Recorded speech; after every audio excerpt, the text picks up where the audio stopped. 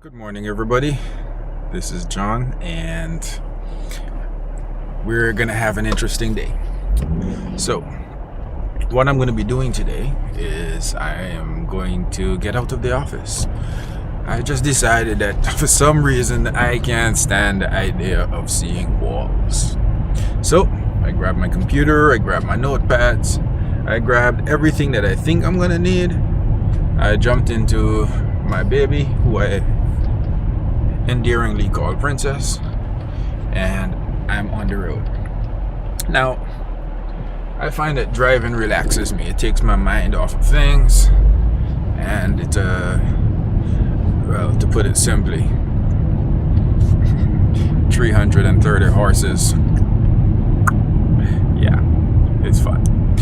Now, that said,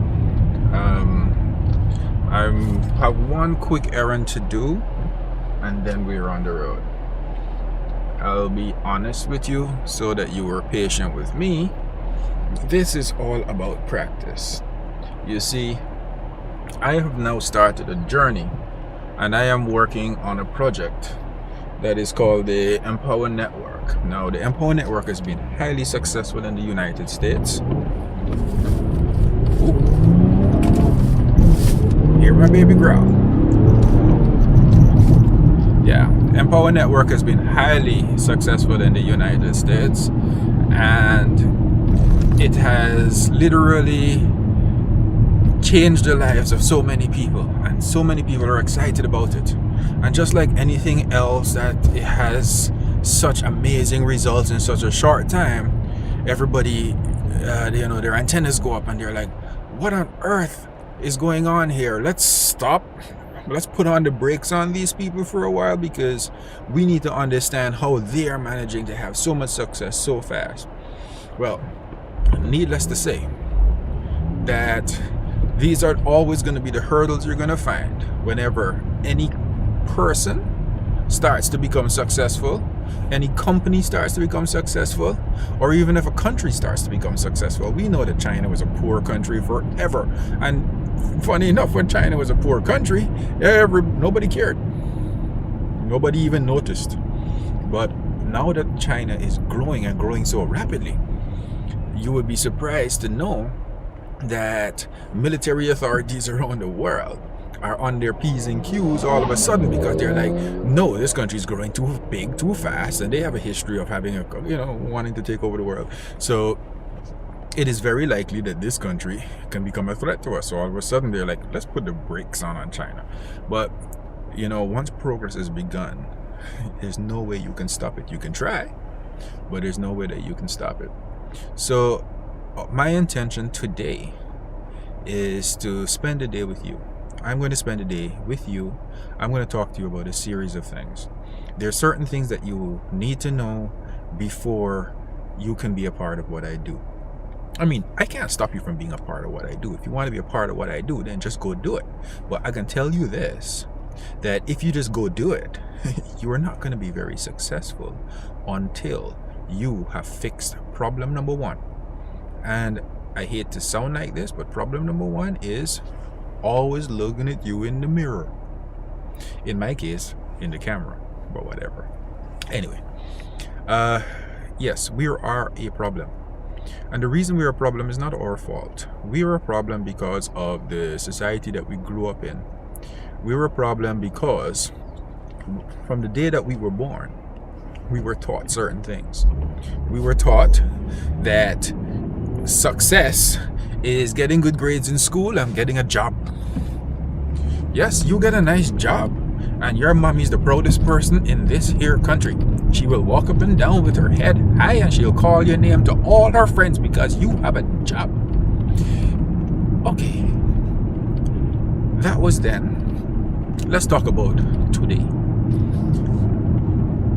We understand why things used to be the way it used to be. However, it's time for us to recognize that there's a whole new range of opportunities in front of us, and that the way that we've learned to do things and the way that we're comfortable doing things is actually us ignoring opportunity. Now, what are the opportunities? Well, for one, the biggest opportunity, and the one that I'm going to focus on today, is called the internet. Now, the internet has been around since 1993 to 97, and I became especially interested in 97. At that point in time, I had just finished my military training. I was commissioned as an officer in the military, and it was a decent job, so I had some money, and what I did, I immediately went and got myself an internet connection. And I remember around that time, internet was brand new, especially for people here in this country. And as a result, we, I was one of the few persons to have one. But I spent hours and hours. Now, bear in mind, those are the days of the dial-up. You know, the squee. That was the days of the dial-up connections. And on top of that, you paid for the minutes. So your bill came if you stayed on too long. Every minute you're on, you had to pay some money or some nonsense to that effect. And it was really sad. But so you got on and you tried to work as fast as possible. And then you tried something and you became so frustrated because now you're out of time, because, you can't spend the whole salary. You got the wife and kids to take care of. So at the time, but I did go looking for opportunities online. I went looking for ways to earn money, and it was after a few years of that, I just decided, you know what, I'm gonna do the things the traditional way, because the opportunities were there, but they were not there for us. They were not there for people who did not live in the United States, and those that were there for us, it was hard for us to know who to trust and who not to trust.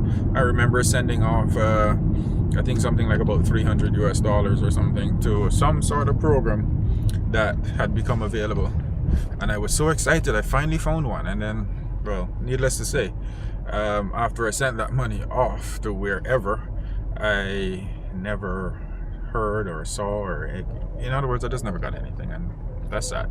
But that's okay, because we have a way of learning from our mistakes. But I think more than that, what I did that particular day was to become discouraged, and an opportunity had come for me to do traditional business. So the place that I'm coming to is not yet open, because what's actually happening here is that my phone service, my internet service on my phone is down, and I need to go and clear the bill. But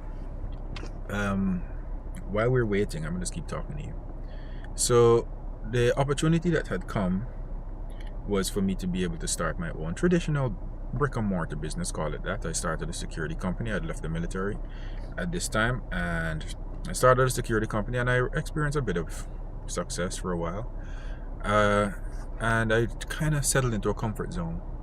And in that comfort zone, I thought to myself, well, I had arrived, because look at it this way, I was coming from, call it nothing. My family had struggled all our life. Struggled. I remember as a child, my parents didn't discuss money with us, which was, it was their commitment. Your children shouldn't have to worry about money, they think. However, kids see everything, and I could see that my family was struggling. I knew that my dad used to go to, persons from church and so on. He may borrow some money to be able to get through to the end of the month, and he was a good man, so he always paid back his debts at the point in time when he said he would. But it bothered me that we had to do that. It bothered me that, and my dad always had, his heart was always heavy for people. His heart was always heavy for other people. So even in the midst of us not having, he would share, he would give. And therefore, he had persons that he cared about, and he always tried to help. And I suppose from that lesson, I kind of learned, or I also adopted this concern for the world, or concern for everybody. Concern. It's almost like I'm what you call an empath, because at one point I completely stopped listening to the news, because unlike other people, I can't listen to the news and get excited about the bad things that are happening. I look at the news and I become sad. I become depressed. things that other people probably take for granted, they pull me down. So at some point I had to decide that being on the news, I became very listening to the news became something I didn't want to do. I stopped reading newspapers, I stopped watching news, I shut down my entire cable, everything. That's what I liked about the internet, I stopped spending a lot of time on the internet searching for opportunities. However, I didn't stop being on the internet. I did everything else on the internet. Internet was my entertainment center, internet was my information center, and I liked the internet because I got to choose what I saw and what I did. I could choose what type of news I wanted to see. I could choose what type of programs I wanted to watch. And I didn't like that on cable, so I kind of shut the cable down because I had no control over what they were throwing at me. The advertisements that came at me just kind of reminded me every day of what I don't have, and I didn't like that. So, that was my decision. However, presently my focus is on the opportunities once again, the things that I can do, and well, fingers crossed that this project that I'm going to talk to you about today is going to be very successful for me. And the only way it can be very successful for me is if it's very successful for you. So, guys, let's try something. Let us try to break free of this life that we have been brought up in. Let's look left and let's look right. Let's look at our parents. To be frank, let's look at our parents. Let's look at our other family members. Look at those who are doing well and those who are not doing well. There's a distinct difference between those who are doing well and those who are not doing well. And the difference is not in what they do or how they do it. The difference is in who they are. And I want you to take a moment to think about yourself and say, who am I? Who am I? What have I become? And what do I want to be? So, we'll continue this conversation. It's going to be a long day, and I'm going to be out on the road all day with you as I begin to introduce you to what we call a mastermind. In our case, the Island Mastermind. Have a wonderful day, guys. Stand by. I'll be back.